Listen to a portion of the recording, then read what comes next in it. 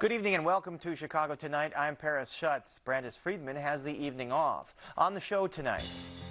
It's Chicago. It's nostalgia. It's America. Baseball is USA. In-person baseball is back. We'll have all the latest on all things opening day live from Wrigley Field. We want our voices to be heard and the demands to be answered. As workers in Alabama decide whether or not to unionize, Amazon employees in Chicago organize some labor action as well. With the loss of so many lives, businesses, jobs, homes over the past year, is grief the next pandemic? There were so many sides to him, the first of his four wives remembered, that he defied geometry. A new documentary airing on WTTW explores the life of legendary writer Ernest Hemingway, including his childhood in Oak Park. April showers bring May flowers and overflow. How to lighten the load on the city's sewers this spring. Jeffrey Bayer on Chicago's surprisingly beautiful utility buildings in Ask Jeffrey. Give you my heart, it's my day. And how does gospel music vary from other music genres? We check in with a local gospel group to find out more.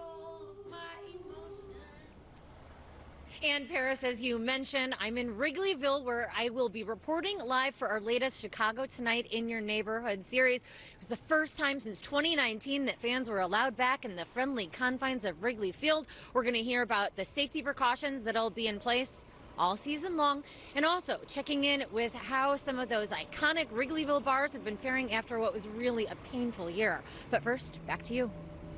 And we'll look forward to that, Amanda. Thank you very much. And now to some of today's top stories. More emotional testimony in the trial of former Minneapolis police officer Derek Chauvin, charged with the murder of George Floyd. Floyd's girlfriend, Courtney Ross, testified that both she and Floyd were addicted to opioids. Defense attorneys have sought to portray Floyd's death as likely caused by drug use instead of asphyxiation after Chauvin kneeled on Floyd's neck for 9 minutes. Ross says their opioid use began as a way to treat chronic pain.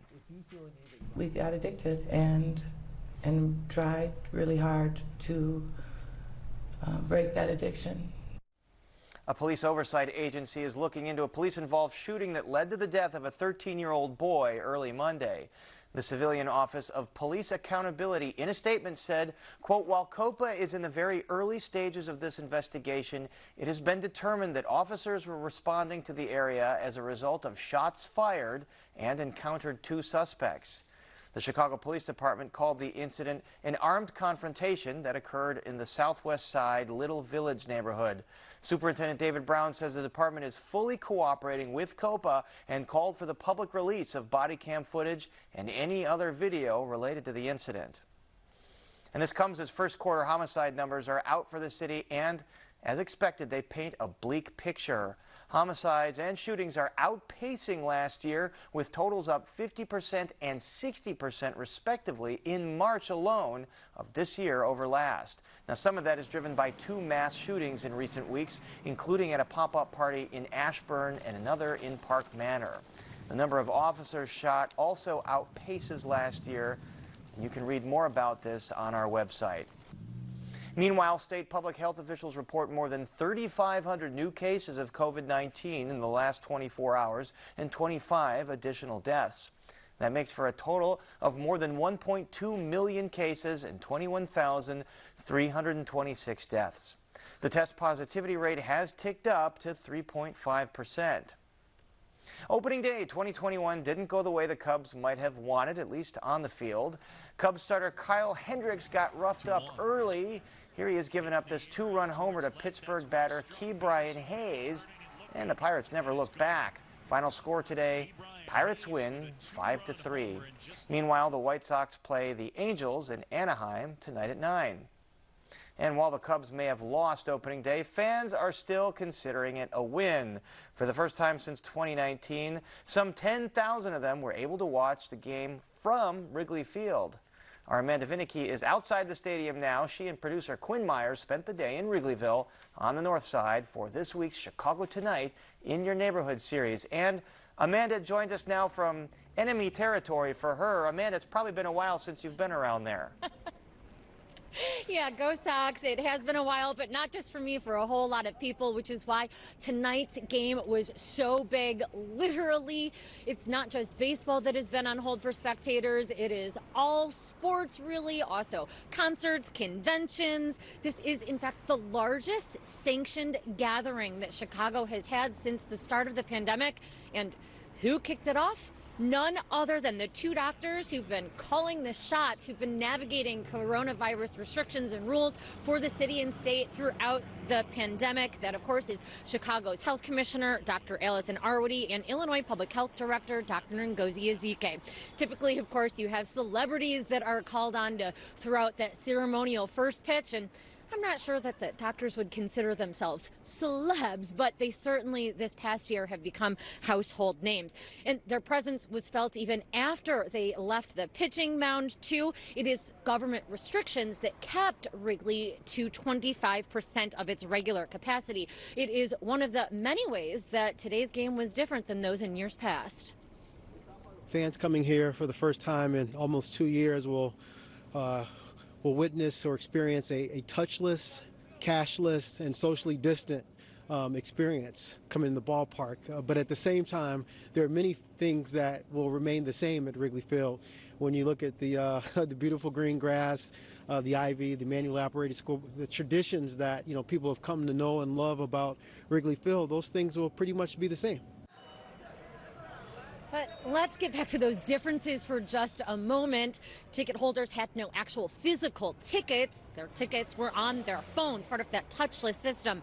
Fans were told to enter through particular gates and then to stay within those zones throughout the game. Everyone still does go through a metal detector, but it is now also a touchless system. It doesn't require anybody having to take their keys or their phones out of their pockets, or in my case, rifling through a very full purse. And then if you want to order any beer or food, no cash allowed. That all has to be done over an app. Though I did speak with one season ticket holder who told me that he was not all impressed with that setup, comparing it to having to do dial-up over AOL. Still, that fan said that he was glad to be back, glad baseball was back, and he was not alone. So were many others. Just take it all in because, in 20 years, I'm going to tell my kids about this. I was one of the first 10,000 people to go to Wrigley in a global, pandemic. Now, that was Zach's second only ever Cubs game and his first opening day. On the other hand, you had Kim Dunham of Oswego, who said that her family has been coming to Wrigley for opening day for 20 plus years. Except, of course, last year when no fans were allowed all season long. In 2020, they tried to make it as best as possible and reenacted opening day at home. We grilled hot dogs, we had cold Budweiser, we had peanuts, Cracker Jack. We even caught a ball on our patio in a beer and chugged it. It was pretty fun. Still, it wasn't the same. She says she wasn't missing today's game for anything.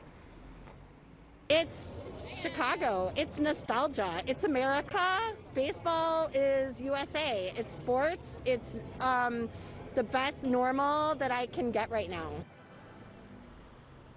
The recent rise in COVID cases didn't deter any of the fans that I talked to, including one who drove up from Springfield to celebrate his birthday. Yeah, I think driving into town, the highway sign said, mask up, you're in a hot COVID zone. But, I'm really safe on everything. I'm always wearing my mask, staying safe. And that's what we're all going to do here today and have a great time no matter what. Cooper planned to embrace tradition and drink some old styles at the game. Plenty of folks who weren't able to score tickets surely did the same at one of the many nearby watering holes. Wrigleyville's bars, after all, are almost as iconic as the Wrigley Field itself. Self-proclaimed dive bar Nisei Lounge is believed to be the oldest in continuous operation here in Wrigleyville. It opened in 1951.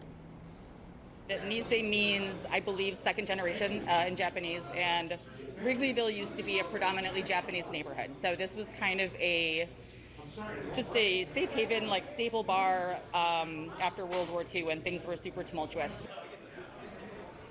She says every owner since has tried to preserve that history and the sense of the place.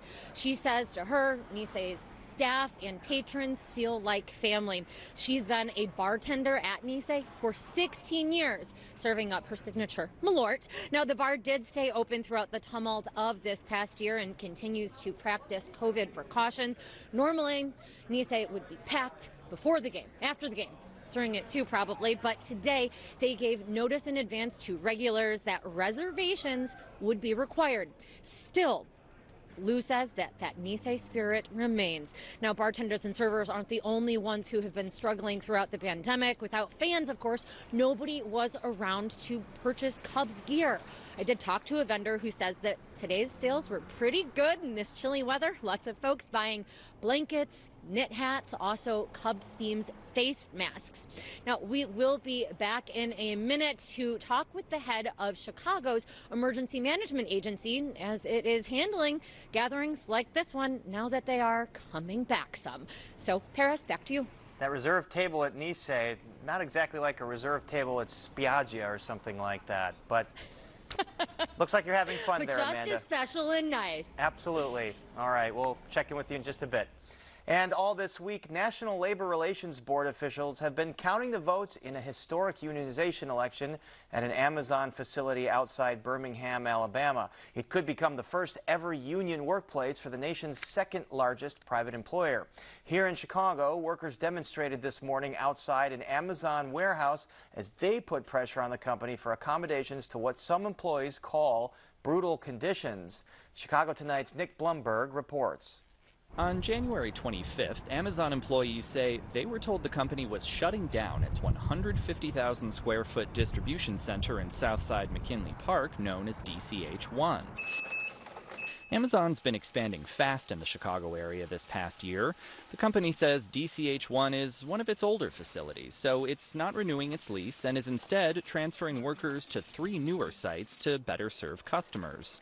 Some employees say that's not the whole story. The workplace was just filthy. They had so many safety issues. Last April, a group of workers at DCH1, now known as Amazonians United Chicagoland, organized what they called safety strikes, demanding PPE, cleaning protocols, and other COVID-19 safety measures. People were getting sick, and we weren't notified about it. They would broadcast themselves on social media, letting us, informing us themselves that they were sick or that they had the COVID. So we as a group decided that something must be done. Amazonians United says its efforts were largely successful. Now their organizing has a new focus. Employees say earlier this year when they were told DCH1 was shutting down, they were also told their hours would be changed to shifts called megacycles, working 10.5 hours from 1:20 a.m. to 11:50 a.m. Mothers have to be home with their children because, they have e-learning, or they have to get them up in the morning, or they have to make sure that that they're down for the night. I basically have medical issues, and I just found out 3 months ago that I'm a diabetic. So that's interfering with the schedule that I have to ensure that myself that I'm taking the medication that I need. Workers came up with a list of accommodations for people working megacycles, a $2 per hour raise, accommodations for employees who can only work part of the shift because they need to care for children or for medical reasons, rides to and from work, which they say the company provides in New York City, and full 20-minute breaks without managers cutting them short. Whether we need to keep handing out petitions or we're going to go back to the route of doing protesting or something else or whatnot, we'll take those actions that are necessary because we've been put in way too many situations to not be given the privileges that we're asking for that are given at other facilities as well. Amazon declined our request for an interview, but in a statement called its employees the heart and soul of the company and touted the pay, benefits, and flexibility that employees are offered. You pride yourself on taking care of your workers, or you pride yourself on ensuring your workers' safety. All we're doing is holding you to it. They can be really sensitive to any kind of economic, political, or community pushback. Labor and Employment Relations professor Bob Bruno describes Amazonians United as a sort of alternative labor organization, groups which he says have been effective in the restaurant and garment industries, even Silicon Valley. They're not recognized as formally a labor union under the law, but they advocate for workers, and they use public advocacy campaigns. They could also use lawsuits to try to improve working conditions. Bruno says labor unions have the greatest legal weight behind them, and that if Amazon employees in Alabama vote to unionize, it could have effects in Chicago and around the nation. Yes, we did. Once a beachhead is created, right, it creates the opportunity to organize in other places. The workers we spoke with say they're open to the idea of a union, but it has to be responsive to their needs. For now, as workers from DCH1 transfer to other locations around the city, they're focused on getting accommodations for employees working megacycles and keeping up the momentum behind their organizing. Unfortunately, these issues are not just in one site. I want everybody who wears this vest to know that it doesn't matter if you're by yourself or you're with the whole shift. Standing up for yourself is important. For Chicago Tonight, I'm Nick Blumberg. Amazon's DCH1 facility, the site of the COVID-related demonstrations, is set to shut down tomorrow. Amazon is also facing charges at the National Labor Relations Board that it intimidated employees who participated in those actions and is currently in talks with the board. And now to Phil Ponce for a look at how to heal from this past year of loss due to the COVID pandemic. Phil. Paris, there have been more than 550,000 COVID-related deaths over the last year in the United States, and that number continues to climb. That means there are millions and millions of people who are grieving. For 25 years, our next guest has been leading bereavement workshops and writing books on grief, including the New York Times #1 bestseller, Motherless Daughters. Her latest book is The After Grief, Finding Your Way Along the Long Arc of Loss. Joining us now is author and Northwestern University alum, Hope Edelman. Hope Edelman, thank you for joining us and welcome to Chicago Tonight. Thank you, Phil. You say that grief is the next pandemic. What do you mean by that? Well, what I mean is that grief goes in cycles, and we tend to see what are called grief spikes or resurgences of grief around the 1 year, at the 1 year mark, on a 1 year anniversary. And we are right now experiencing the 1 year anniversary of the lockdowns and a surge in COVID deaths. So we're expecting to see an upsurgence of grief right around this time, and it needs to be expressed, needs to be acknowledged, because suppressed or postponed or repressed grief shows up in our bodies and in our mental faculties in different ways. Real quickly, in what ways does that show up? Well, there is a compelling evidence that it leads to depression. It can lead to anger. It can lead to immunocompromised states or various immune diseases, hypertension, even some forms of cancer.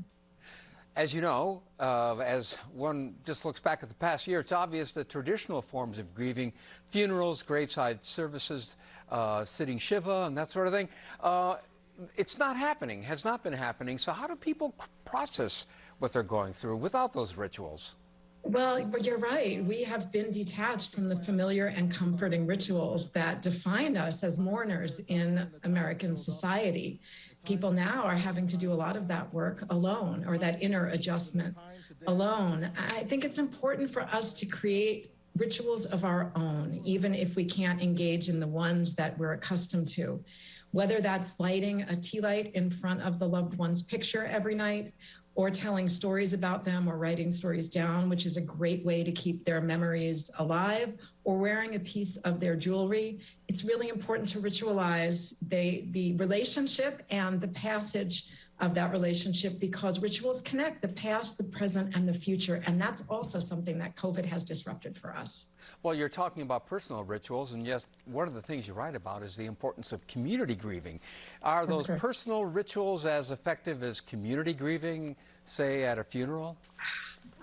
Well, they're supplemental, let's say. I believe that grief is a social experience. It was for millennia before the 20th century, when we started thinking of it as something that we had to do on our own and internally. So we do need the comfort of other human beings. And that's why when I'm interviewed about funerals and celebrations of life and memorials, I say we need to have them, even if it's 2 or 3 years after the death, because it's so critically important that the village have an opportunity to come together to commemorate one of its own. So we hear of so many instances where somebody is not allowed to be in the physical presence of a loved one when he or she passes. What is the impact of that? How are people handling that?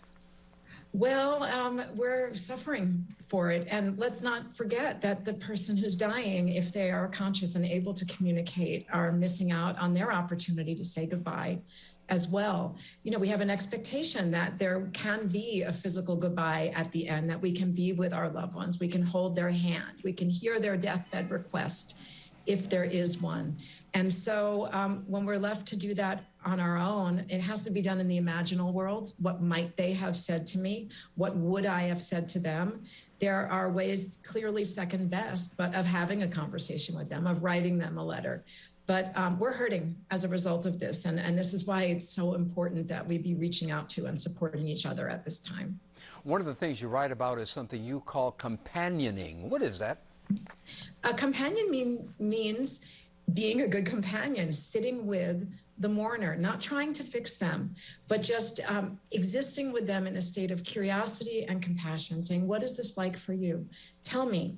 They don't know, a mourner doesn't always know what they need. So saying, what can I do for you isn't necessarily helpful, but just sitting with them, holding the space for them to have their own feelings, to remember that grief is a very individual experience. Everyone's going to do it differently. So not to impose any kind of structure or judgment on them. Companioning just means listening and being there, which is really what a mourner needs most. Given the fact that there have been roughly 550,000 COVID deaths, what is the impact of it numerically? What does your research tell you about that? Well, there's a study from Pennsylvania State University who says that for every COVID death, there are 9 close loved ones who will mourn them. So 550,000 COVID deaths means close to 5 million mourners. And those are just the ones who are close to them. And let's not forget that 2.8 million people in America, sadly, die every year. So that's in addition to the COVID deaths, because those people weren't able to be mourned in the way that their loved ones are familiar with either. You talk about some people experiencing what you call a big dip after the second vaccination. What is that? Yeah, this is something that I think we need to be talking about. I'm observing it among friends and colleagues.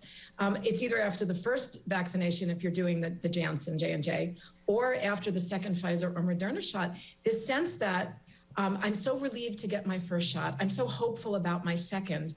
2 weeks later, I'm ready to re-enter the world.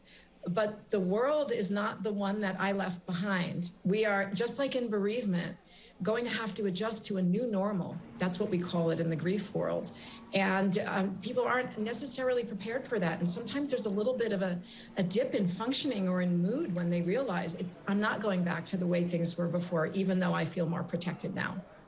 New normal indeed. Hope Edelman, thank you so much. Thank you, Phil.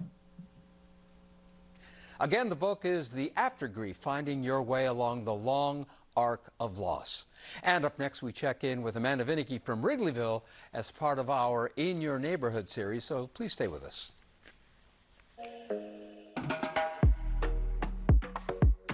It really is about community, where we all come together. Chicago needs to make space for everyone.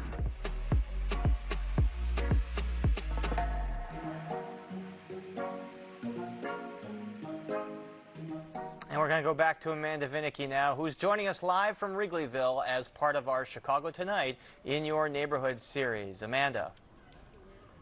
Yeah, Paris, and right now I am joined by the head of Chicago's Office of Emergency Management and Communications, or OEMC. So thanks so very much to Rich Gaitis for being here. Now, this was the largest event that Chicago has had in over a year. How did it go? Yeah, well, we've been waiting for today, and I think we were ready. We had a good plan in place. The outcome wasn't what we had hoped for our Cubs today, and certainly the weather didn't really cooperate as well. It's more like a Bears game, but overall, I think today was, I'll say, we'll chalk it up as success from an operational standpoint. Any hiccups or elements that you're planning to change ahead of even weekend games or before the Sox have their home opener next week?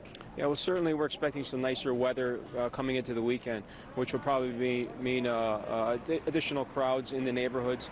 So we're expecting that. We're going to have a plan in place, additional resources on site, monitoring the crowds and making sure everybody comes here safely and leaves safely. Are you concerned that events like this are going to become super spreaders, if not within the stadium itself, but the many people who are having fun, frolicking in bars and about the neighborhoods in general? Right. So that's really been our message, and I think the mayor's really taken the lead on that with Dr. Arwady, making sure that these type of events, we're taking the steps in the right direction. We want to make sure we keep moving in a positive momentum moving forward. Certainly the message is be safe, operate safely, operate within the guidelines given by the CDC and CDPH, and we should be able to get through this thing. So when you talk about you have manpower, people in the neighborhoods, what does that look like? Visiting bars, making sure that they're at capacity, that people are wearing masks? What does it look like on the ground? Well, there's been a series of meetings leading up to today. I mean, we've had meetings even up to yesterday, meeting with the bar owners and restaurants and the local aldermen, certainly all our public safety teams. BACP, Business Affairs and Consumer Protection, has been out here. They're part of our public safety strategy, along with the fire department, police department, and then your typical undercover Chicago Police Department personnel. And certainly the 19th District Police Station really has a good relationship with the business community, Wrigley Field, the Chicago Cubs, and everybody in the surrounding area. So they do a good job of staying in touch with the community. So if you consider this event having gone all right, as people are looking to warmer weather, getting back to real life, what are the prospects for, say, Lollapalooza, Taste of Chicago? Yeah, so I think that, it's all based on what we see in the next couple of weeks. If things go well, we had a little bit of an uptick. We didn't start trending in the direction that we want to go in. So we're keeping a close eye on it, and it's really going to be based on situations like opening day at Cubs, opening day at Sox, and seeing how well that those go, how well that everybody really pays attention to the rules and regulations that are going forward. Is there a deadline that you have to have a decision made for those sort of big events? So much planning goes into it. Yeah, well, you really need to give ample time for people who actually organize these events to make sure that the event is done right, done correctly, and done safely. Thank you so very much for joining us. Once again, that was head of Chicago's Office of Emergency Management and Communications, Rich Gaitis. Back to you in the studio. All right, Amanda, one day, one game down, a few more to go this weekend, and then the White Sox open next week. A lot for public officials to think about, especially as those COVID rates are creeping up again. And we will see Amanda Vinicky in just a few minutes, but still to come on Chicago Tonight. Now that we're entering the rainy months, we share tips on conserving water to help lighten the load on the city's sewers. A new 3-part documentary by Ken Burns and Lynn Novick explores the turbulent life of legendary writer and adventurer Ernest Hemingway. They may be built for function, but they're nonetheless ornate. Jeffrey Bayer gives us the striking history of Chicago's utility buildings in Ask Jeffrey. I give you my heart. And we introduce you to Chicago gospel group A4L, who talk about the power and impact of gospel music. But first, some more of today's top stories. Another day of emotional testimony on day 4 of the murder trial of former Minneapolis police officer Derek Chauvin.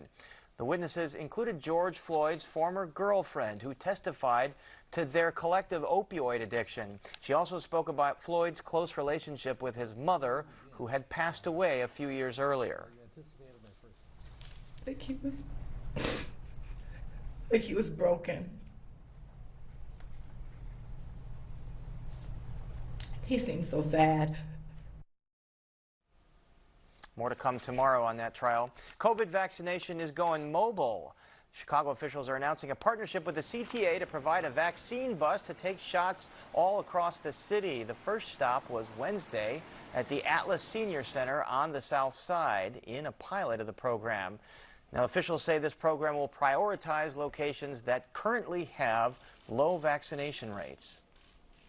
Before April showers bring May flowers, they could bring enough water to overwhelm the city's sewers. To help prevent this from happening, the Metropolitan Water Reclamation District has dubbed this month Overflow Action Awareness Month. WTTW News reporter Patty Wetley joins us now with more. So, Patty, if we see a lot of rainfall this April, what could happen? Because the city system combines our wastewater and stormwater, when we get these heavy, quick rains, that can really overwhelm the system. And in some of the rainiest months, they've had to let some of that overflow into the Chicago River and the Little Calumet. And by overflow, we are talking about wastewater and sometimes untreated sewage. So that's not a good thing for our waterways. Certainly not what you want in the river. So what does MWRD and Friends of the Chicago River suggest that folks do to help control this? Right. So they're getting out ahead of this because these can be some of the upcoming rainiest, wettest months in Chicago. Get you to sign up for these river overflow action days. There's a link on our website in the story to that. And it'll give you some tips for some short-term things you can do on those days when you get a notification, like maybe hold off on doing laundry or stop, running the faucet when you're brushing your teeth. But also to get people to think about some longer-term solutions like planting rain gardens, if that's an option, or also disconnecting your downspout from the sewer system and maybe reconnecting it to a rain barrel instead, just to keep as much water as possible out of that combined system on super rainy days. All right, good things to think about, and we'll check out the story. Patty, thanks so much. Thanks, Paris. And you can read that aforementioned full story on our website, where you can also find out how to register for virtual tours with the Metropolitan Water Reclamation District. It's all at WTTW.com/news. And speaking of water treatment, Jeffrey Bayer joins us with the story of the O'Brien Water Reclamation Plant and other ornamented utility buildings in Ask Jeffrey. That's coming up. But first, we check back in with Amanda Vinicky, who has spent the day in Wrigleyville as part of our Chicago Tonight in Your Neighborhood series. Amanda, what do you got? Hey, Paris, earlier today, I spoke with the president of Cubs Business Operations, Crane Kenny, about the return of fans to Wrigley. And I started out by asking him about, in this age of social distancing, what about one of the traditions here at Wrigley? And that, of course, is food and beer vendors. So vendors will be in the ballpark. There'll be less shouting. Obviously, we don't want to have as much, expectoration of breath. But what you'll see then is one is you'll have a zone, and your zone will have designated vendors. So those vendors will have card readers. So when you buy your hot dog and beer or your pretzel, you'll use your credit card to swipe through a reader and pay for it rather than having cash. Now, you said it's a great day, of course, opening day, first time that you've had folks back in the park to watch a game. And yet, how sustainable is 25% capacity? Well, obviously the ballpark can easily hold 25,000, and it can do it in a socially distant and safe way. From a business perspective, that's not a sustainable business. It's a business that will lose money over the course of the year. But listen, we're just excited to get started, and I think the path back to 100% is in front of us. Really important milestone to get people in the building, on opening day. As we saw with the Bears, they were unsuccessful in doing that, and the Bulls and the Blackhawks also unsuccessful because the virus wasn't in a place where it could happen.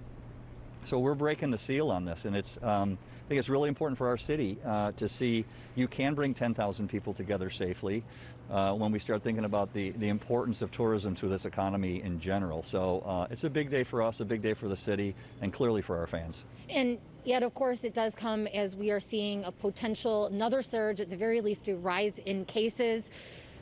How are you prepared for that? Or do you feel confident in fans getting here? Are you what can you tell fans to make them confident? And what would it mean if this has to be rescinded? If mid-season it has to turn into nope, no more fans allowed? Yeah, so we're fortunate in that a year later, we're a year into this, we've seen a lot more.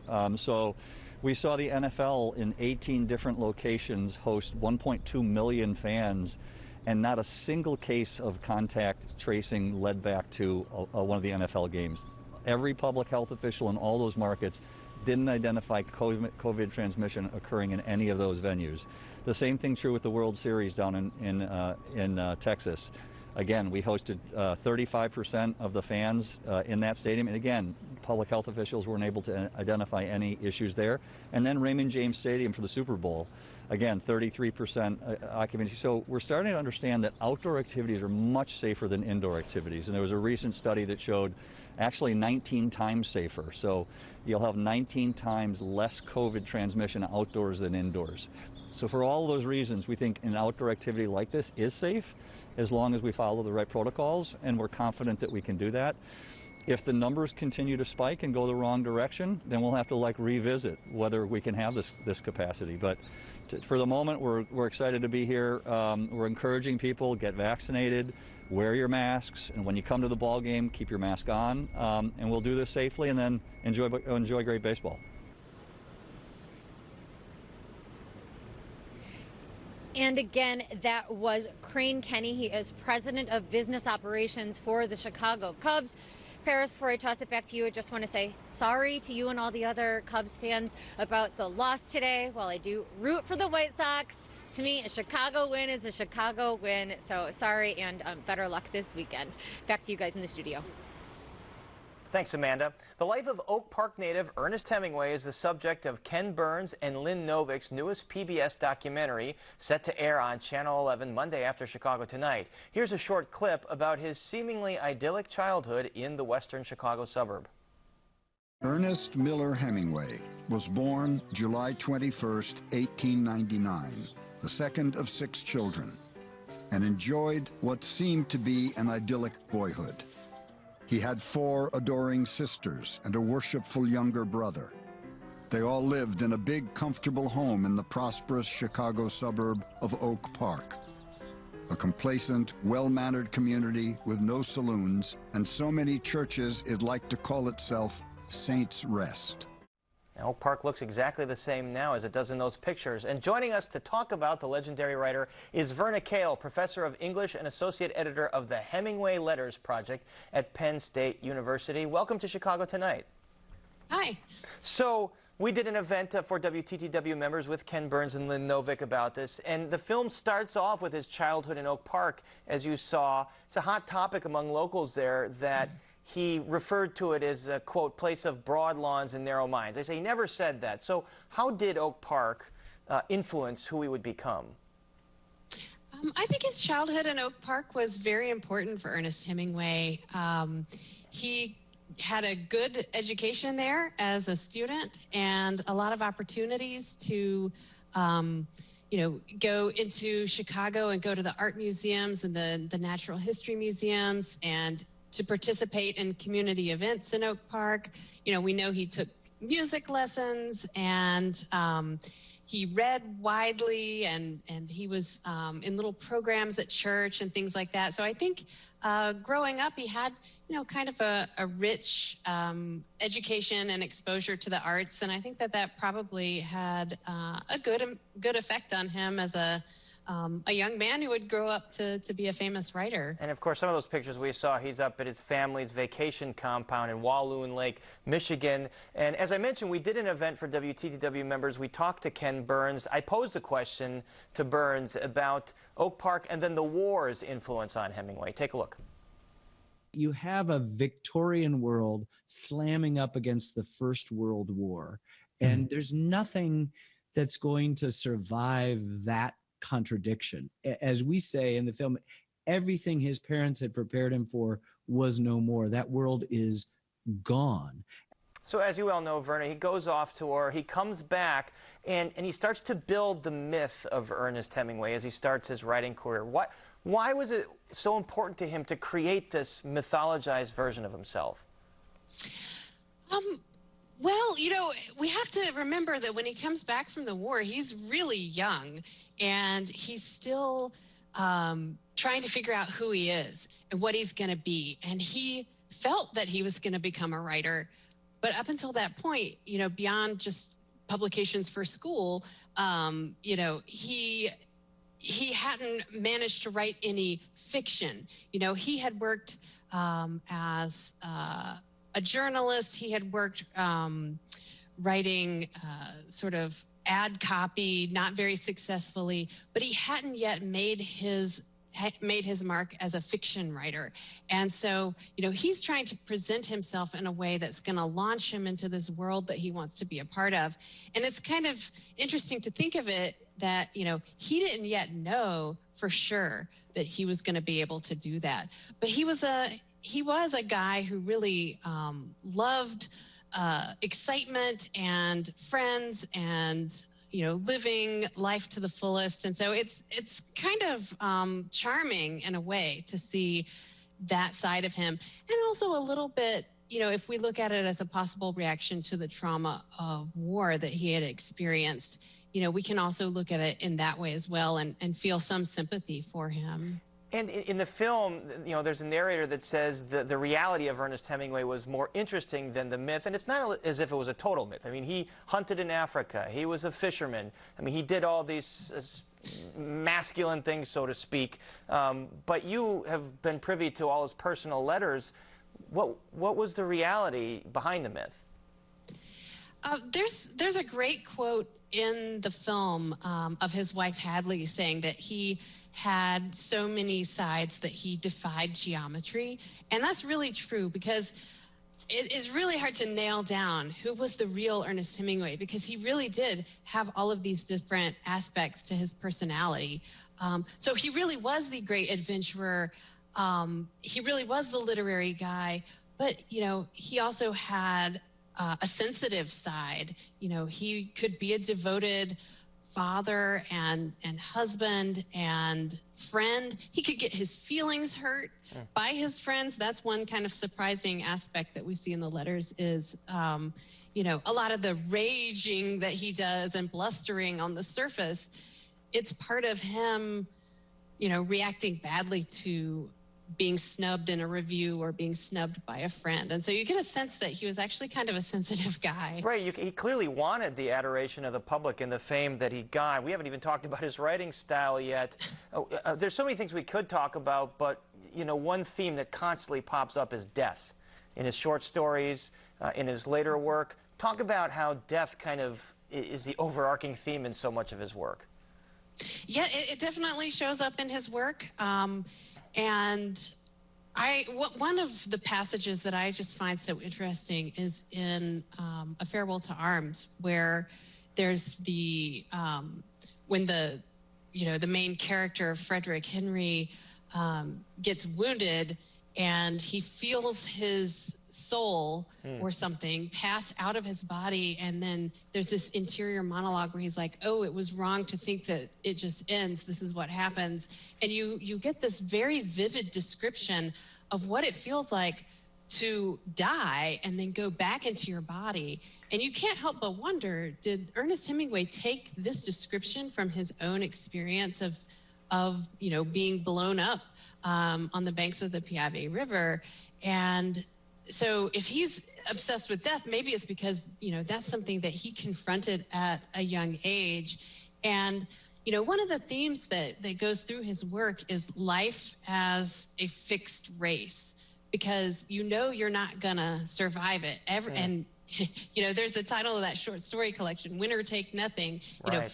Everybody's eventually gonna meet death. And so he's just, his work really does explore that idea. And we only have a few seconds left, but the style, the short declarative sentences were so crucial to his work. How did that impact American writing after his career? I think it changed it forever. He wanted to have, big ideas with as simply stated as he could make it. And that has been something that people have gone on to emulate to such a degree that it really permanently changed short stories and the novel and creative nonfiction as well.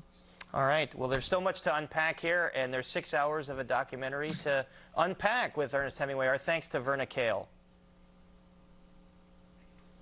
And the 3-part documentary premieres Monday on WTTW right after Chicago Tonight. And up next, a surprisingly ornate history of Chicago's utility buildings in an encore edition of Ask Jeffrey. But first, we take a look at the weather.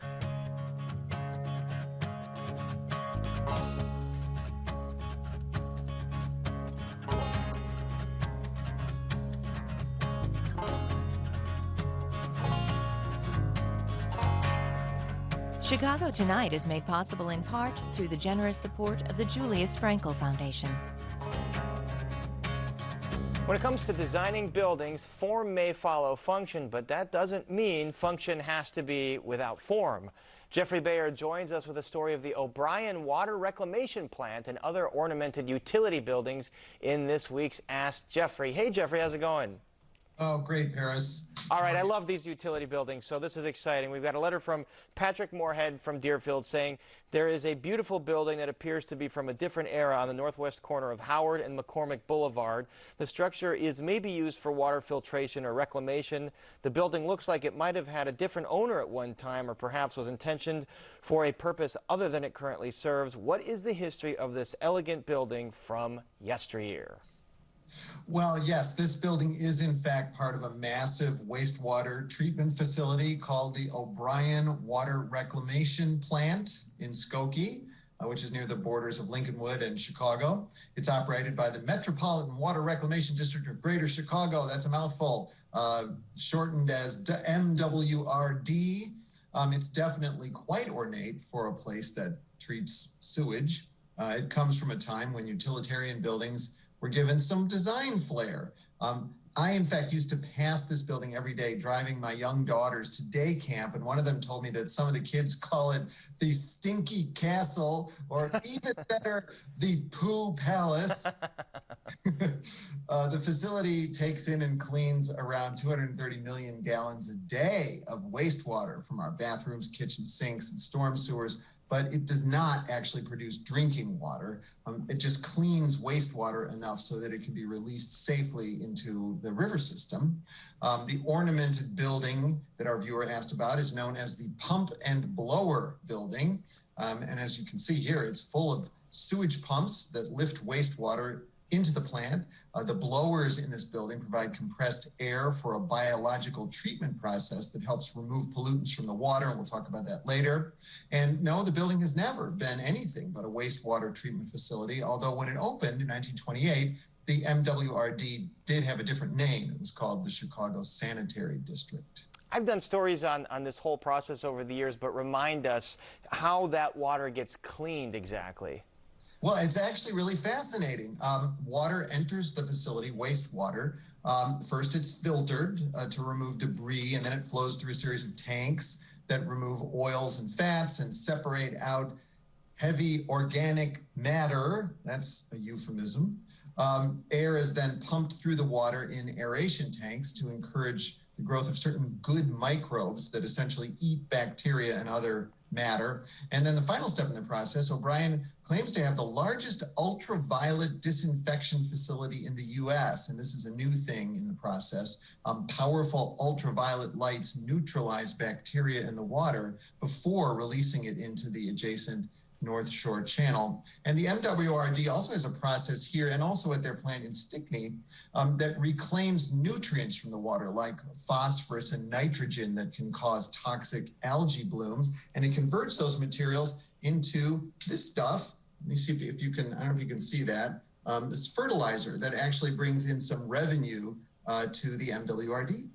And Jeffrey, you know, you mentioned that this building never had any other use. It's always been the Poo Palace, for lack of a better term. So it's quite attractive for having such a kind of a gritty function to it.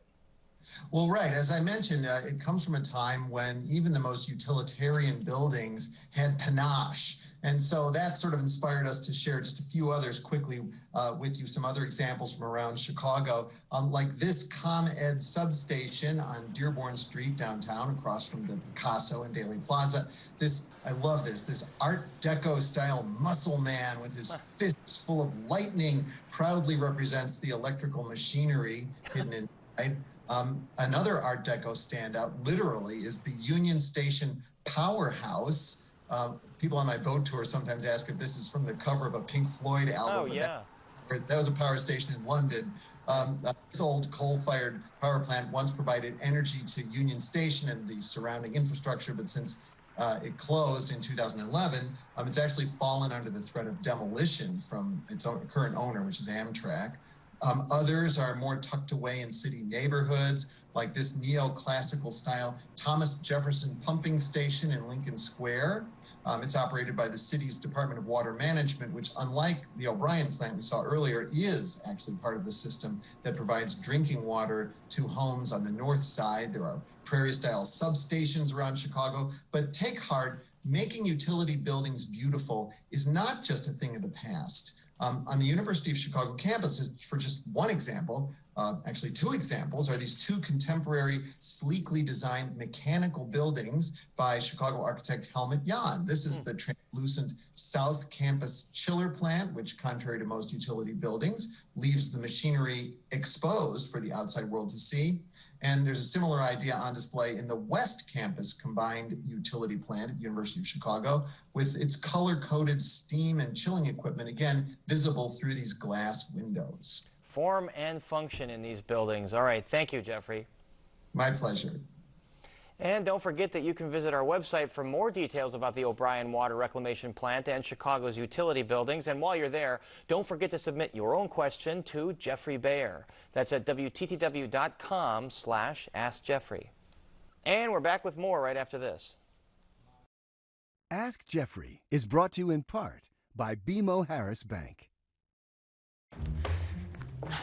Wow, you ready? Yeah, let me just grab my wallet. Uh-oh, I've seen this before. Wallet way too big, skinny jeans too skinny. I'll just carry it. Before you break something, you should know you don't actually need a wallet. With BMO Harris, you can just take cash out with your phone. Or if you need to, you can pay them with Zelle. That works? Yeah. You're stuck, aren't you? Smile. Woo, those jeans are way too tight. That feeling you get when no wallet is no big deal. That's the BMO effect. A group of young women are changing the narrative of gospel music and who it's for. Arts correspondent Angel Ito recently met with a band of sisters who are on a mission. Here's another listen. Seated in majesty, you are the risen King. Meet gospel group A4L or All for Love. As I open my soul, take control of my emotions. I love you, simply love you. They're four sisters on a mission to share their love for Christ through gospel music. The word gospel means good news. And so it's just really great to be able to share a message of hope and encouragement to people. Until I wake with your seal upon my heart. It's just a culture of our family, just from our dad being the owner of MusicNet, as along with his brother, one of the proprietors. They really did instill in us, just like as a father, just like hum the one in this song. Like he made sure we knew the music theory and understand that, like the number system, and like come to this piano, find the G, find the C.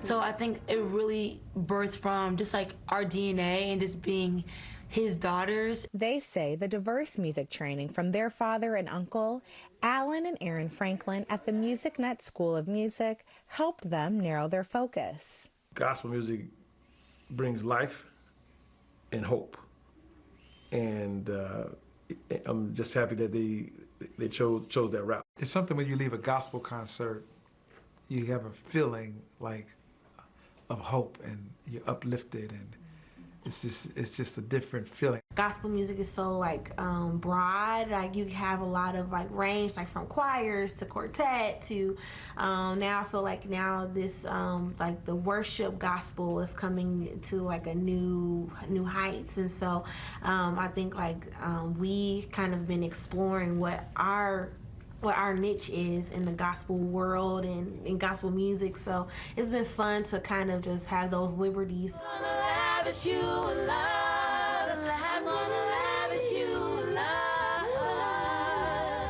as an official group for the past 7 years. A4L says the biggest difference between gospel music in comparison to other genres is the message. That's what I feel like is the difference between gospel music and the songs of today. Like, I can listen to a song right now and it can tell me what I'm going through, but what is a song that can tell me how to get past it?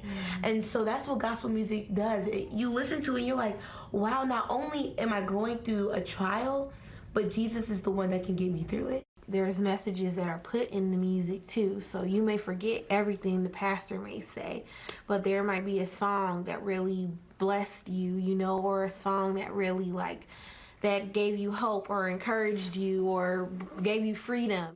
You have won the victory. The whole goal of gospel music, you should want to grow into something better. You know, you should want to be better. You should want to live better. You should want to change an old mindset, get a new perspective, you know. And so I think that should be the goal of gospel music. But I know for us, that's our goal too, that people just are radically transformed by what they hear. I'm waiting on you. For Chicago Tonight, I'm Angel Ito. And I won't move. I'm waiting. You can catch A4L's next virtual performance this Easter Sunday, and they plan to release their first album later on this year.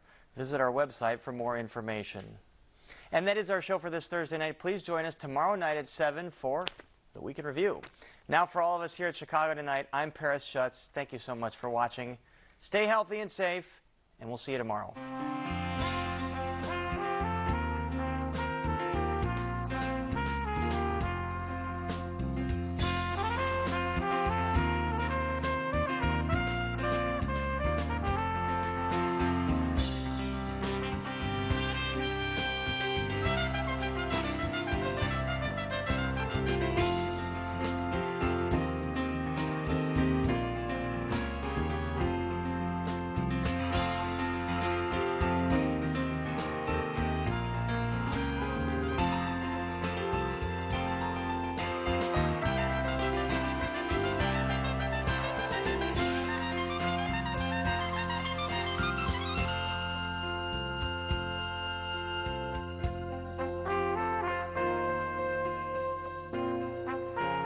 Closed captioning is made possible by Robert A. Clifford and Clifford Law Offices, a Chicago personal injury and wrongful death firm that is proud of its partners named Illinois Leading Lawyers by the Law Bulletin Publishing Company of Chicago. This evening's presentation of Chicago Tonight is made possible